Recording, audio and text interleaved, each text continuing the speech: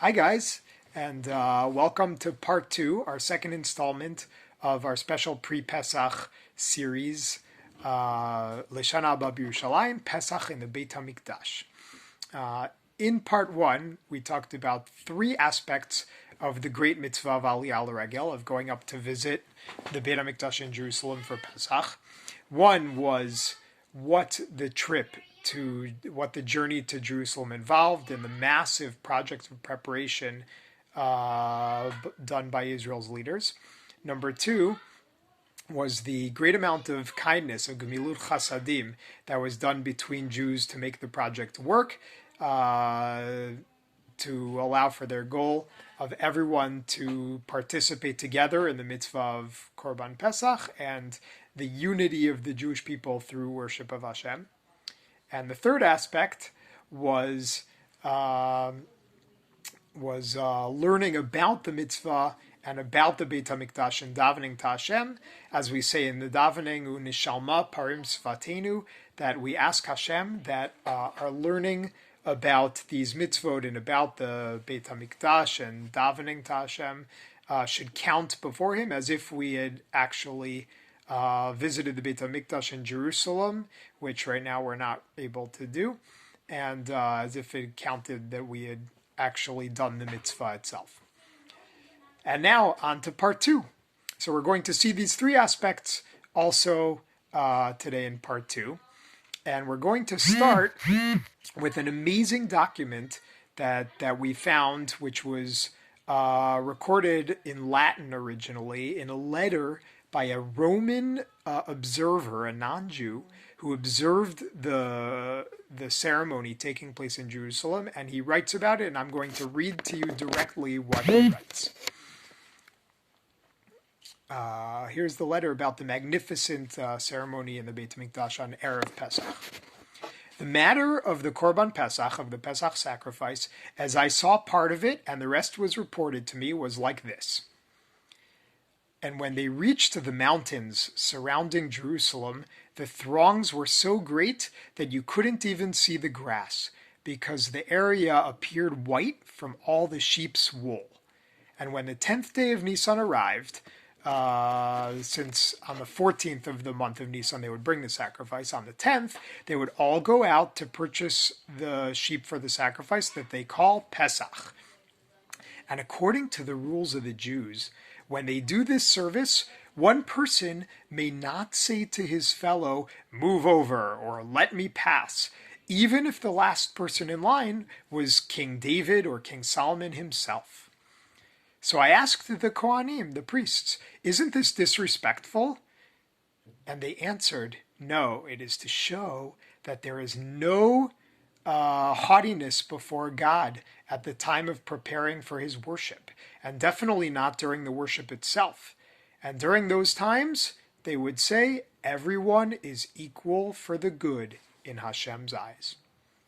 And when the 14th day of the month arrived, they ascended upon a tall tower in the temple, which they called a lul, and 3 silver trumpets were in their hands. And they blew them. These were the Kohanim. And after the blowing, they announced, "Nation of God, hear, hear! The time of slaughtering of the Korban Pesach, of the Pesach sacrifice, has arrived, for the sake of He who rests His presence in this great and holy house." And when the people heard this call, they would change into their festive clothes, because from the middle of the day of Erev Pesach and onward was like a Yom Tov for all the Jews, because that was the time for the Pesach sacrifice. And at the entrance of the great temple courtyard stood 12 Levites, 12 Leviim outside with silver sticks in their hands, and another 12 on the inside with silver sticks. The Leviim on the outside were to warn visitors to be careful not to hurt each other or trample each other, and also to close the gates when they saw that each group would fill up the area of the courtyard. When people arrived to the slaughtering space inside, there were rows and rows of Kohanim ready with vessels of gold and silver in their hand. All this for God's honor and glory. So I'm going to show you from the Haggadah that we looked at last week, the Haggadah Hamikdash Temple Haggadah. Here's a picture of the throngs of people coming in to the courtyard of the Beit HaMikdash with their korban. And I'm going to show you the vessels that the Kohanim used to pass along the blood from the sacrifice and pour on the Mizbeach, which we're going to see in a second, is here. This is what they looked like. They were gold and silver. And here we go. And the Kohanim at the beginning of each row would take a vessel with blood of the sacrifice and pass it on to the Kohen next to him, and so on and so forth, until it reached to the altar, the Mizbeach. And after sprinkling the blood on the side of the altar, the Kohen at the end of the row would pass the empty vessel back all the way to the beginning, so that each Kohen in the assembly line would be simultaneously passing one full vessel and passing back another empty vessel. And they didn't slow down because they were so quick in this service that it looked like the vessels were flying back and forth. This was because they had been training themselves in this holy service for 30 days before Pesach, making sure that they learned to do the best job possible and not make mistakes. Next to them were two tall pillars, on top of which stood two Kohanim with silver trumpets, chatzotzrot, in their hand, blowing them as each group began their sacrifice, in order to signal the choir nearby to begin singing Hallel in a joyful tune of gratitude. They would also begin playing their musical instruments, as they took out dozens of them for the occasion. Each person bringing their korban sang Hallel along with the choir. And if they finished before the sacrificing was done, they would sing again from the beginning. After they were done, each person moved to the temple courtyard, to a different area of the temple courtyard, in order to skin and clean the meat of their sacrifice. And when they were all done, each person would head out, holding the meat of their korban with joy and good spirits, b'simcha v'tuv levav, like soldiers who went off to war and won. Final paragraph, he describes coming back to their houses, both residents of Jerusalem and guests and visitors alike. The ovens for roasting the korban were at people's doors on the outside. And I've been told that it's to publicize the emunah and joy of the holiday, the Simchat HaChag. After roasting, they ate with happiness and with the singing of Hallel, the sound of which could be heard far away. And no door in Jerusalem was closed on Pesach night, in honor of the many people walking around. The Jews say, this is the non-Jewish Roman writing his letter, the Jews say that double the amount of people who left Egypt celebrated in Jerusalem on Pesach night. That's double 600,000 people. That's over 1 million people on Pesach night, all for the glory of their God. And we know also from the Mishnah and the Gemara, from Chazal and from other sources, Josephus and his historical sources, that during the time of the Second Temple, there were between 1 and 3 million Jews, all in Jerusalem, visiting for Pesach. So, what lessons do we learn from this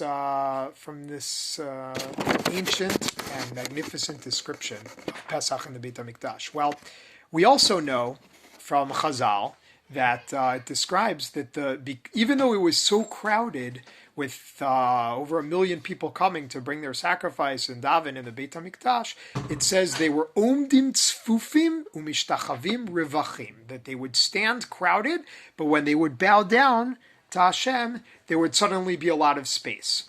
And that sounds miraculous, but it was successful. This was able to happen due to the three things we mentioned at the beginning. Number one, massive, careful, and detailed planning by the leaders and quick, almost professional performance of the ceremony by the Kohanim, the physical service.